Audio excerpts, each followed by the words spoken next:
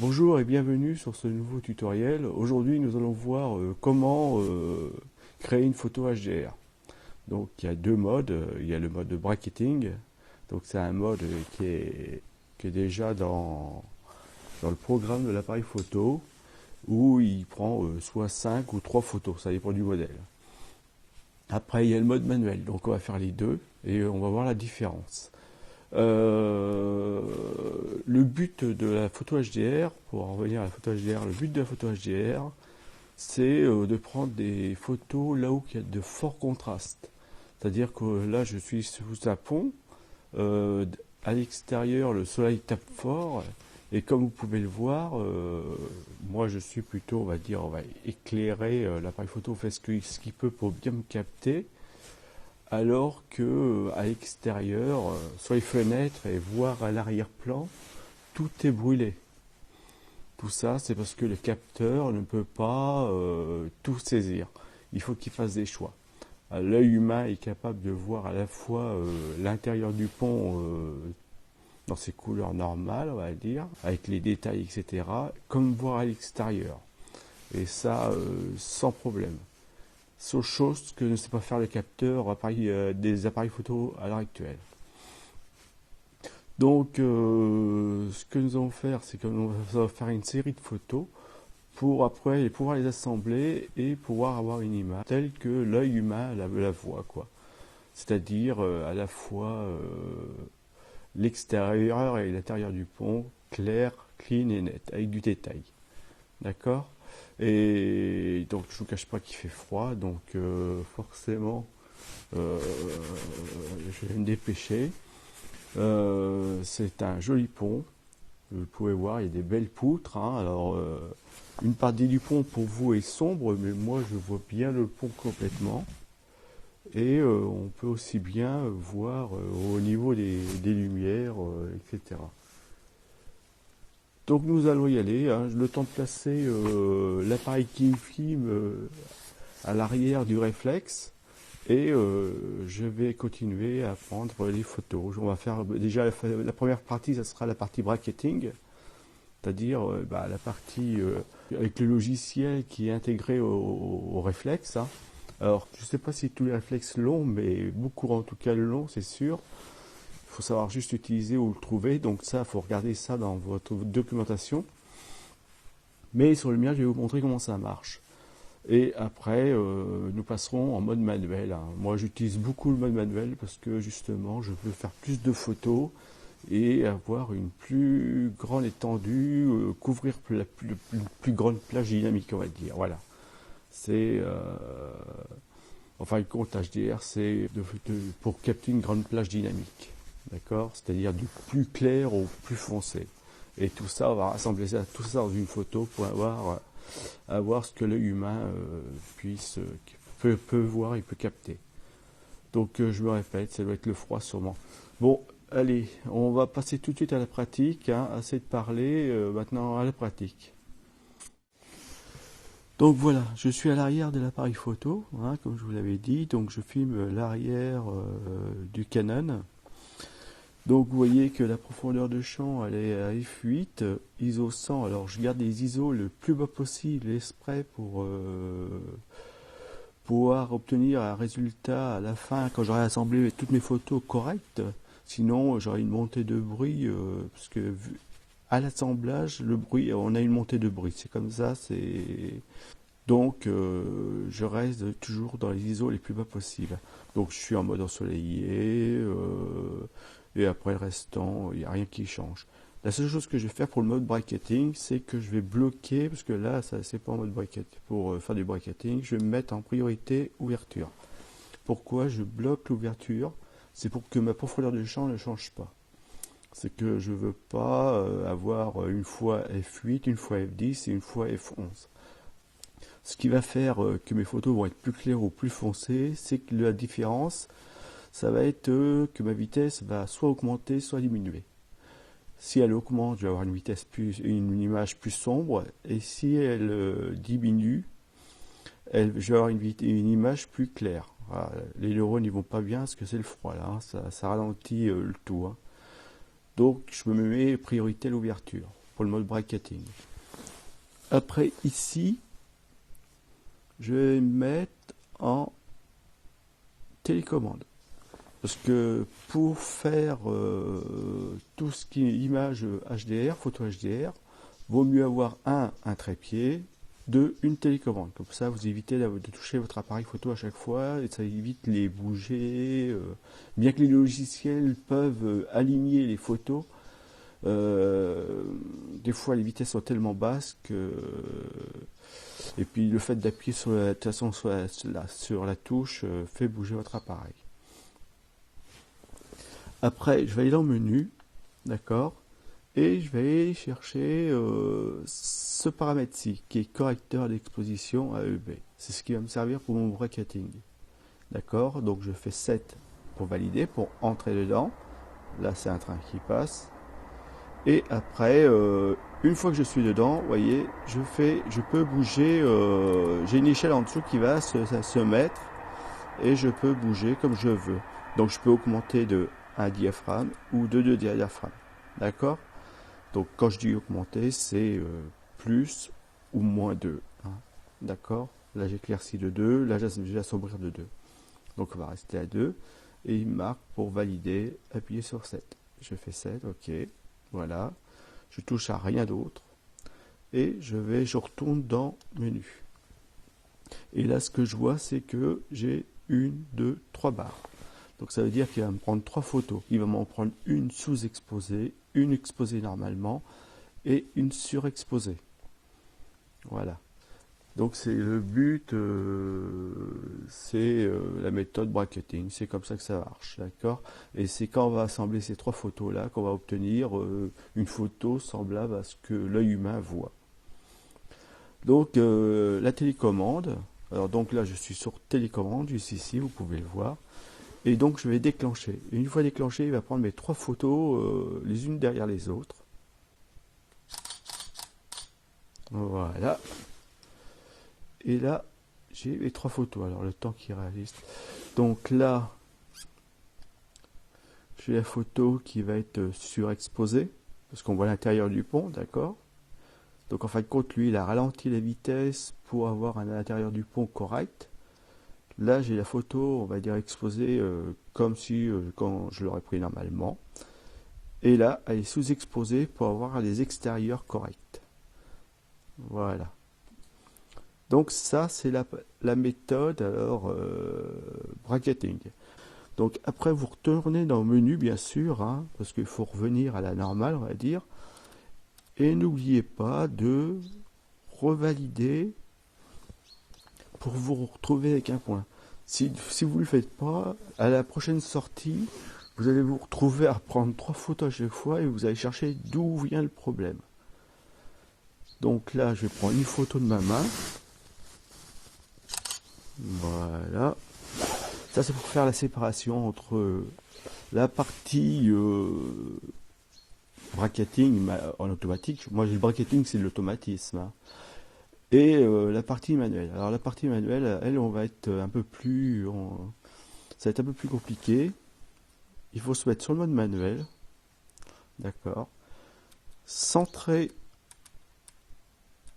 la position, voilà. On est à 1/13e de seconde. Et je vais prendre ma première photo. Donc vous voyez bien que là, j'ai toujours mon ouverture à f8, hein, et je suis à 1/13e de seconde et je suis bien sur le mode manuel. Et tous les autres paramètres, je ne les ai pas bougés. Et bien sûr, toujours télécommande. Et je regarde juste que je suis bien, voilà, bien, ok. Et voilà. Ma première photo. Donc vous voyez que là, c'est cramé. Hein. On peut revenir sur l'image. On voit que là, c'est cramé. L'intérieur du pont, on le voit à peine. Le bout du pont est aussi cramé parce que l'appareil photo ne sait pas... il peut pas tout capter. À la fois le sombre, et le très clair et très foncé. Donc lui, il fait un choix, il fait une moyenne, voilà, et on obtient ça comme photo. Donc je vais prendre, alors ça c'est ma première des photos. Donc je reviens ici. Je vais prendre ma main. Voilà. Et donc à partir de maintenant, je vais aller dans les moins, d'accord? Donc je vais dans l'autre sens, voilà. Donc j'augmente en fin de compte ma vitesse. et je vais prendre une photo. Voilà. Donc toujours pareil. Voilà. Je vais plus vite, donc j'assombris ma photo. Hein. Voilà. Alors je compte, hein, parce qu'il y a 3 traits, vous voyez, il y a 1, 2, 3. Alors à chaque fois je fais 3 crans, comme mon échelle se cale plus là, et je vois plus ce qui se passe derrière, je me cale sur l'échelle. Et je prends la photo. Donc je vois de plus en plus de détails sur l'extérieur, vous voyez. Et on va aller jusqu'au moment qu'on va plus voir du tout le pont.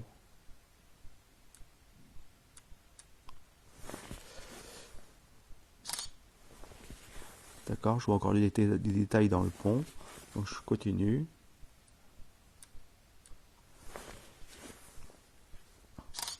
Et ça, on peut en faire autant qu'on veut. Hein.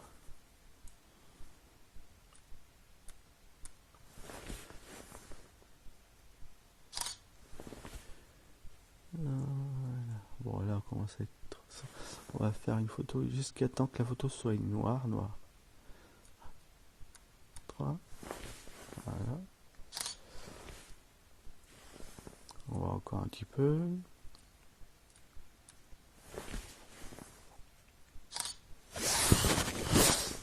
Encore un petit peu.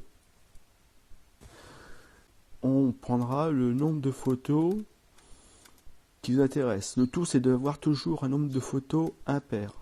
D'accord? Donc normalement, on devrait retomber sur à peu près ça. Voilà. Et là, je vais aller dans les... Donc là, ce que je vais faire, en fin de compte, c'est que je vais maintenant éclaircir ma photo. Donc là, je l'ai assombrie. Donc là, je vais l'éclaircir. Et j'y vais. Donc vous voyez, le temps, il a été plus long. Juste à l'oreille, déjà, vous l'avez entendu.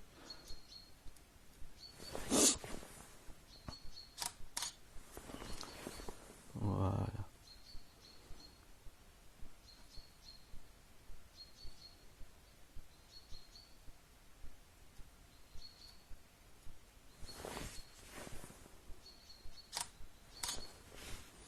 Alors voilà pourquoi le pied, parce que le temps de pause est de plus en plus long. Et on va faire jusqu'à temps qu'on ait une photo blanche.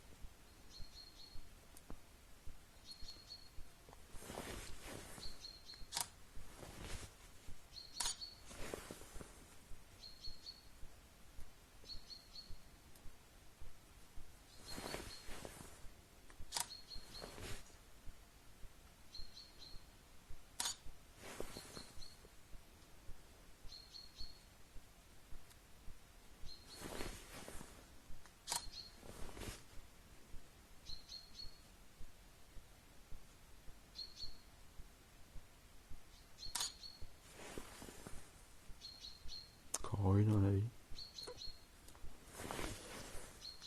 Donc vous voyez, c'est pour ça qu'il vous faut à tout prix une télécommande et un pied. Alors pour la première méthode, si vous êtes bien calé et que vous pouvez monter les ISO pour avoir des vitesses assez rapides, vous pouvez le faire. On va refaire une dernière.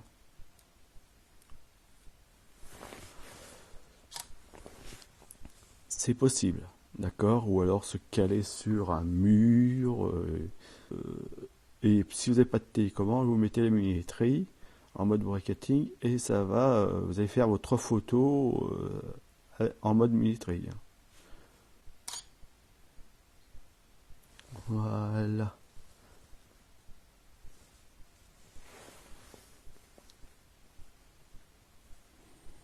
Vous voyez.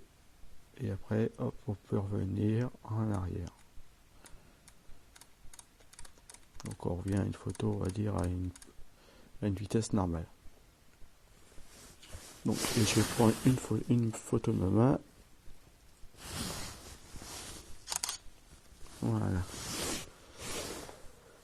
Donc ce que je vous disais, c'est si vous n'avez pas de télécommande et que ma foi vous voulez quand même faire une photo parce que ça peut arriver, on en a besoin, voilà, c'est vous vous mettez sur temps de pause 2 secondes, d'accord, Dans le menu, vous mettez, alors, on va toujours regarder +2, ok. Vous voyez, j'ai fait 7, donc ça n'a pas fonctionné. Il faut toujours bien valider votre, comme il le dit, par 7. Ok. Vous voyez, en faisant des bêtises, en même temps, ça vous sert. Vous mettez sur priorité ouverture, comme je vous avais expliqué, et vous appuyez sur le bouton.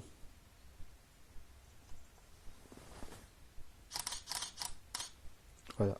Pas de télécommande, mais avec le retardateur, ça fonctionne aussi. Donc si vous n'avez pas de télécommande, vous pouvez quand même faire du mode bracketing. D'accord. Le truc, c'est qu'il vous faut quand même être bien stabilisé, faut pas bouger, faut être... mince. Ça fait 2 fois que je le fais quand même, hein. Vous voyez, et je vous dis qu'il fait froid, et sans blaguer, ça caille. Donc voilà pour ce qu'il en est de la partie mode bracketing. Donc maintenant on va mettre les photos, je vais utiliser Lightroom 6, hein. Comme ça en même temps ça me fera faire un test sur Lightroom 6 pour savoir comment il assemble les photos en mode HDR, ce que j'ai jamais fait. Mais j'ai jamais fait. Donc ça me fera l'occasion de le tester. Donc je vous dis à tout de suite, hein. Alors si vous entendez du bruit, c'est parce que j'ai j'ai une espèce de parka et les frottements viennent de là. Donc je m'en excuse d'avance, hein. Mais il fait vraiment pas chaud. J'ai la goutte au nez, c'est qu'à le dire. Donc à tout de suite sur le logiciel. Donc nous voilà, comme je vous l'avais dit, devant l'écran, hein. Une fois les photos prises. Donc j'ai laissé passer un peu de temps là, c'est le soir, le temps de se réchauffer un petit peu.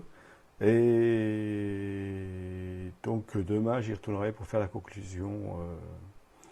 Mais là, là tout de suite, nous allons développer les photos, c'est-à-dire les développer, faire l'assemblage pour avoir une photo HDR. Donc comme je vous l'avais dit, on a le choix, prendre 3 photos. 7 photos, 5 photos, du moment que le chiffre il est impair. Toujours une photo exposée correctement, enfin correctement par rapport à l'appareil, et après X surexposé et X sous-exposé du moment que ça tombe à chaque fois sur un chiffre impair.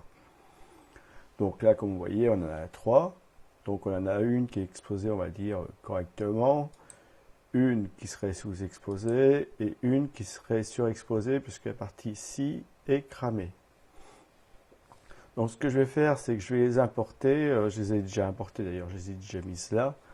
Donc j'ai commencé, j'ai fait du travail en amont parce que ça nous fait gagner du temps.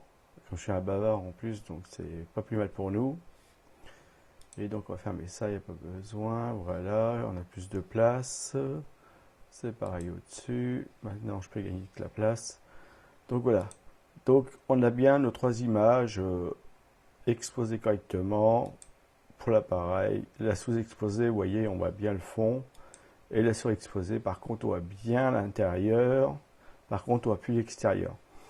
Donc, le logiciel, lui, ce qu'il va faire, c'est qu'il va assembler ces 3 photos pour en faire qu'une. Et on va voir le résultat, vu que c'est une première pour moi sur Lightroom. Et nous allons voir ce que ça donne. Bon. Je peux vous dire tout de suite, c'est pas si mauvais que ça, c'est même très bien.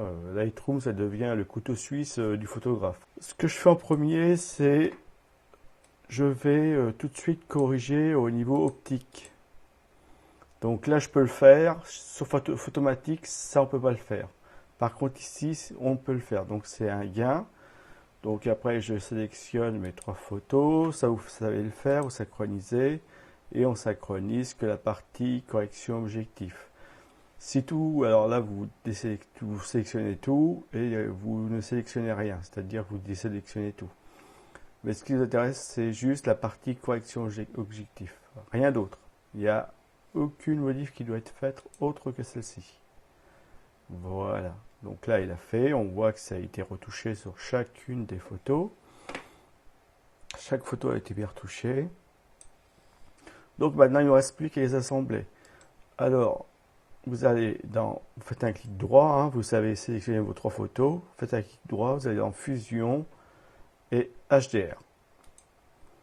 D'accord?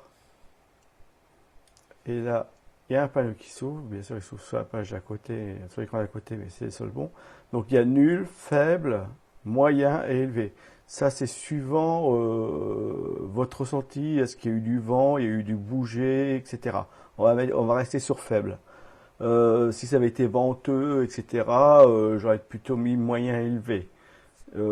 Si j'étais à Malvé par exemple, même avec la rafale, j'aurais mis sur élevé aussi.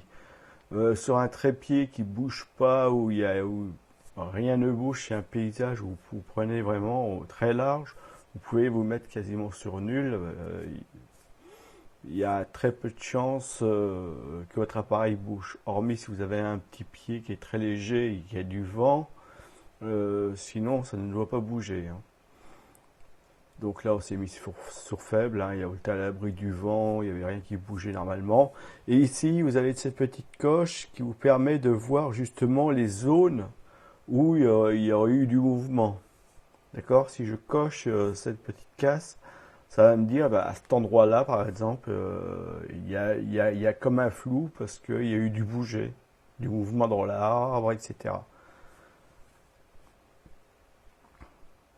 Donc il fait bien l'alignement automatique et automatique, ça se fait en automatique, hein.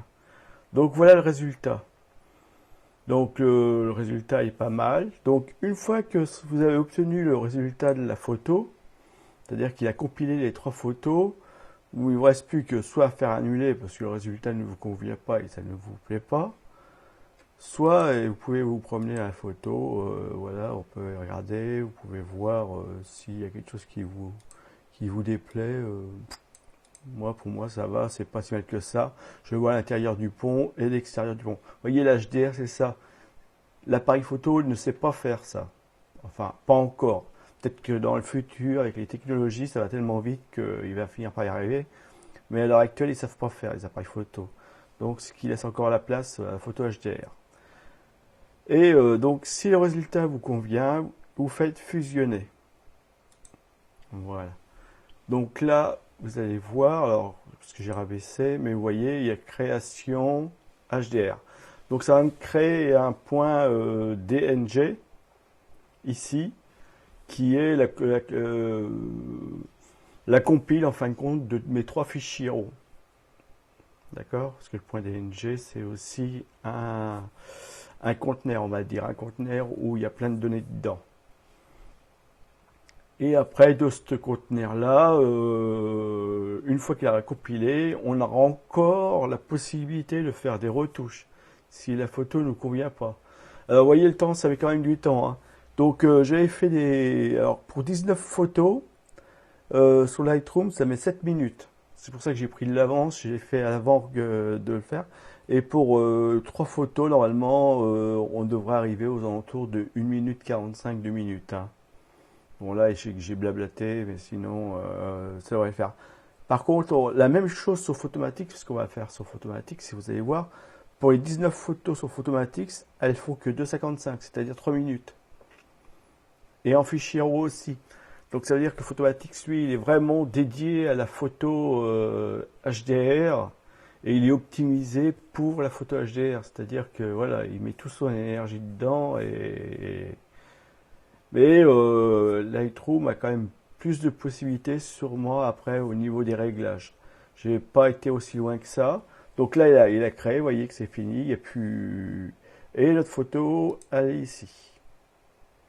Donc voilà. La photo, on va dire, presque finale. Parce que ça, c'est le point, ce que je vous disais, c'est le DNG, d'accord?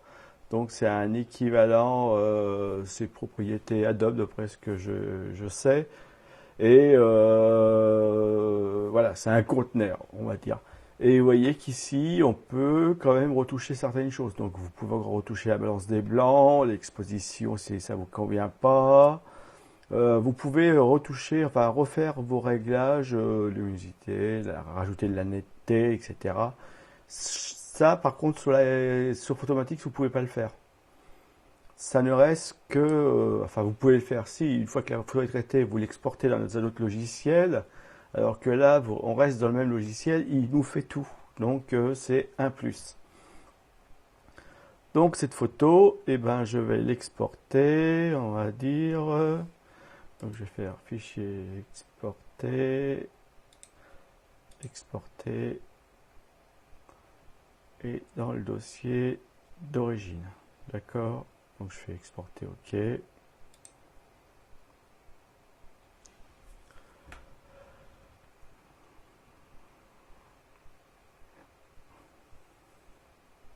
Et on va faire la même chose avec Photomatix. D'accord? Comme ça, on va pouvoir après comparer, faire la comparaison entre photos. Parce que moi, j'aime bien comparer pour voir où sont les gains, où est-ce qu'il gagne, où est-ce qu'il perd. Voilà, la photo, elle est faite, c'est traité. Donc, on va dire que là, on en a terminé avec ça. Donc, je vais la récupérer. Voilà. Donc, je fais fermer. Donc je vais ouvrir Photomatix. Photomatix, il faut que je retrouve, il est là, voilà. Et le logiciel, donc j'ai chargé les photos que j'ai besoin, bien sûr, elles se retrouvent de l'autre côté, comme d'habitude.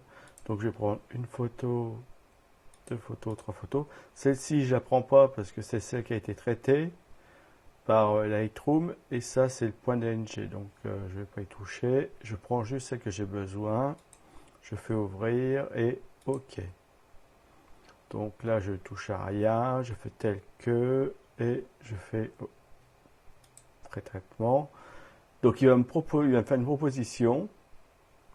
Donc là, il fait la compilation, mais bon, j'ai fait déjà des tutoriels sur ce logiciel. Il fonctionne très bien, hein. En HDR, je crois que c'est un des meilleurs au niveau réputation. Alors peut-être que après Lightroom va le détrôner, je sais pas. Mais à l'heure actuelle, c'est le logiciel qui s'impose.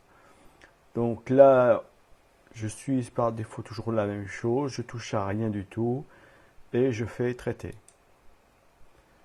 D'accord?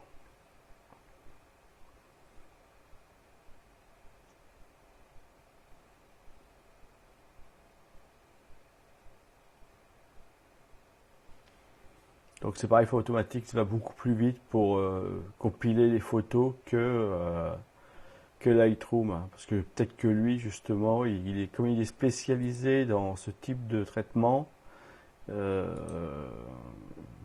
il est dans son jus, quoi. Fichier enregistré sous. Je vais aller retrouver mes photos. Ok. Donc là, on est fini, donc je peux le fermer. Donc je vais ouvrir les photos. Alors, je sélectionne la première et la dernière. Je vais ouvrir. Donc voilà. Donc ça, c'est la photo normale. C'est ce que l'appareil photo a capté, d'accord? C'est ce qu'il a réussi à prendre. Après, on avait fait trois prises. Vous savez, par bracketing. Donc l'appareil photo, j'avais fait avec un décalage de 2. Donc ici, on voit que c'est la photo qui a été prise avec Lightroom et la photo faite avec Photomatix. La compilation, c'est une compilation en fin de compte faite avec Photomatix, d'accord? Donc on voit bien 3P, 3 photos. Et à chaque fois, elles sont tirées en pointif pour les deux, hein. Donc on voit que sur Photomatix, ça est plus sombre. Alors peut-être que si j'avais pris photo, elle aurait été plus claire. Mais bon, j'ai pris normal, l'option normale, voilà. Après, j'aurais pu retoucher, etc. Mais j'ai pris tout par défaut, comme dans Lightroom, j'ai pris par défaut, j'ai rien retouché. C'était tel que, quoi. Donc on peut voir que bon, la photo est plus sombre, que l'herbe elle est plus verte, que l'autre par contre, elle demanderait, celle de Lightroom, elle demanderait à être assombrie un petit peu. Mais comme il y avait un grand soleil, moi j'ai plutôt vu ce genre de photo là que ça. Là ça me semble trop vert et le ciel était beaucoup moins bleu que ça. Donc là, c'est pareil, c'est encore la photo normale. Et là, c'est avec les 19 photos. Donc c'est une compilation de 19 photos. Donc vous voyez, avec Lightroom, 19 photos. Et avec Photomatix, on voit. Mais on voit, ça fait quand même un petit voile. C'est pareil, ça devrait être traité. Donc là, c'est toujours les photos. Et après, c'est avec le retardateur. Que je vous avais dit, si vous avez oublié votre télécommande, et ben avec le retardateur, vous pouvez faire la même chose. Et vous voyez que on peut le faire, parce que Lightroom l'a fait, tout ça. Alors la différence qu'on voit entre les deux, vous voyez, là, c'est la déformation. Vous voyez que ça bouge. Mais en fin de compte, c'est la déformation. C'est que sur Lightroom, on a corrigé la déformation de l'objectif, alors que sur Photomatix, on peut pas. Donc on est rendu à la fin. Voilà. Donc vous voyez quand même que c'est quand même pas mal. On a quand même de bons résultats. Moi, je suis assez content de Lightroom. Je trouve que Lightroom fait un bon travail, on va dire, hein. Au niveau HDR, on peut pas se plaindre de Lightroom. Il a fait quelque chose de pas mal. C'est bien. Donc, de toute façon, ces photos, je vais les compiler, enfin, je vais les mettre par série à la fin de la vidéo, comme j'avais fait pour, je crois, c'était pour le filtre, enfin pas le filtre, ce qu'on mettait devant le flash là. Comme ça pourra vous donner, vous pourrez de nouveau les revoir pour voir les écarts. Voilà. Et bon, bah maintenant, on va faire la conclusion. Je vais attendre demain matin et je vais aller retourner sur le pont. Normalement, ils ont prévu le même temps, donc soleil, froid, mais bon, voilà. Donc voilà, j'espère que pour vous ça a été. Donc vous voyez que Lightroom, c'est le couteau suisse, ça devient le couteau suisse du photographe, c'est qu'à le dire, hein. Il sait tout faire. Mais par contre, au niveau temps, je trouve qu'il n'est pas très optimisé par rapport à Photomatix, qui lui est optimisé parce qu'il est vraiment dédié pour la photo HDR. Mais bon, peut-être qu'avec les mises à jour, etc., ils vont peut-être réussir à améliorer ça. Donc, on va attendre, faut être patient. C'est un petit peu avec les remontées, quand ils ont les remontées, etc., qu'ils arrivent à revoir certaines choses sur leur logiciel. Voilà. À tout de suite au froid, hein. Va falloir y retourner. Allez, à tout de suite. Donc voilà, on a vu comment faire une photo HDR. Donc on a vu le mode bracketing, c'est-à-dire le logiciel intégré, enfin la partie intégrée dans notre réflexe. Donc pour ceux qui ne savent pas l'utiliser ou qui ne l'ont pas, après nous avons vu le mode manuel. Mode manuel, j'ai fait X photos, mais vous pouvez vous arrêter à 3 photos, hein. 5 photos, le tout c'est que vous ayez un chiffre impair, c'est-à-dire une photo bien exposée et une surexposée ou deux surexposées et deux sous-exposées. Autant de surexposées que de sous-exposées, d'accord? Par contre, une bien exposée, enfin exposée, bien exposée. Exposée correctement par rapport à votre appareil photo. Donc après, on a vu comment les assembler sur Lightroom 6. On a vu que ça fonctionnait pas si mal que ça, Lightroom 6. Hein. C'est bien que Lightroom 6 le fasse maintenant. J'en suis très content. C'est un plus. Ça m'évite d'utiliser Photomatix, etc. Avoir un logiciel qui fasse tout. Donc la prochaine fois, ce que j'essaierai de faire, c'est la partie panoramique. Bon, on va essayer, on va tester, on va regarder, on va voir ce que ça donnera.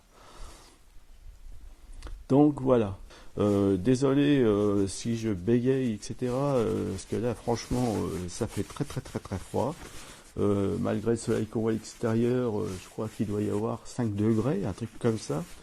Bon, je sais qu'il y a des gens qui sont habitués au froid, mais moi pas trop, c'est pas trop mon truc.